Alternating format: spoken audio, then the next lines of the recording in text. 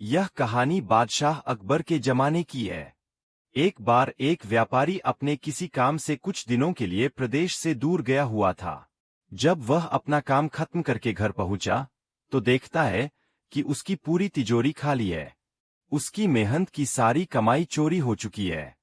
व्यापारी घबरा गया और उसने अपने घर के सारे नौकरों को बुलाया। व्यापारी के घर में कुल 5 नौकर थे।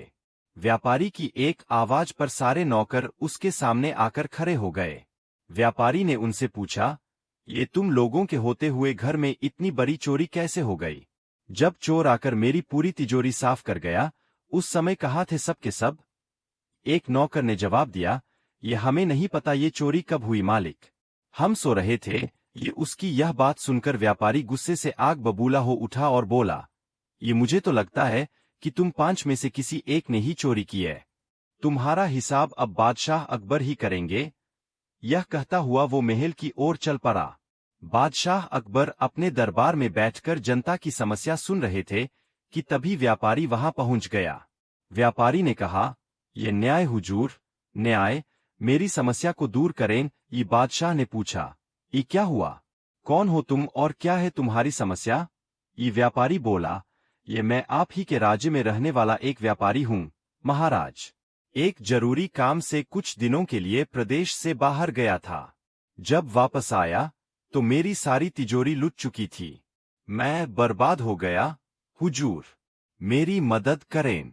यह सुनकर बादशाह ने व्यापारी से कुछ सवाल पूछे, जैसे कितना सामान चोरी हुआ, क्या उसे किसी पर शक है आदि। सवालों के जवाब मिलने के बाद अकबर ने व्यापारी का मामला बीरबल को सौंप दिया और कहा कि असली चोर को पकड़ने में बीरबल उसकी मदद करेंगे। अगले दिन बीरबल व्यापारी के घर पहुंचे। उन्होंने सभी नौकरों को बुलाया और उनसे पूछा कि चोरी की रात वो सभी कहाँ थे। सभी ने कहा कि वो व्यापारी के घर में ही रहते हैं और उस रात भी व्यापारी के घर में ही सो रहे थे। बीरबल ने उनकी बात मान ली और कहा, ये आप सभी को परेशान होने की जरूरत नहीं है। मेरे हाथ में ये 5 जादुई लकड़ियां हैं। मैं आप सभी को एक एक लकड़ी दूंगा। जो भी चोर होगा, उसकी लकड़ी आज रात 2 इंच लंबी हो जाएगी और चोर पकड़ा जाएगा। हम सभी कल यही मिलेंगे। यह कह बीरबल ने सबसे हाथ में एक एक लकड़ी पकड़ाई और वहां से चले गए। दिन ढल गया। अगले दिन बीरबल फिर से व्यापारी के घर पहुंचे और उन्होंने सभी नौकरों को अपनी अपनी लकड़ी के साथ बुलाया। जब बीरबल ने सबकी लकड़ी देखी, तो उन्होंने देखा कि एक नौकर की लकड़ी 2 इंच छोटी है। बस फिर क्या था? बीरबल ने तुरंत सिपाहियों को उस नौकर को पकड़ने का आदेश दिया। व्यापारी इस पूरी घटना को समझ नहीं पाया और असमंजस से बीरबल की तरफ देखने लगा।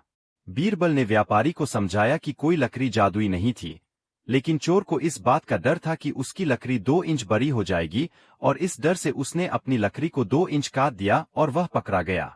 व्यापारी बीरबल की चतुराई से बहुत प्रभावित हुआ और उसका धन्यवाद किया। कहानी से सीख। बच्चों, बीरबल ने चोर को पकड़ा कहानी से हमें यह सीख मिलती है कि गलत काम चाहे जितना भी चतुराई से किया जाए, लेकिन वो सभी की नजरों में आ जाता है और उसका अंजाम हमेशा बुरा ही होता है।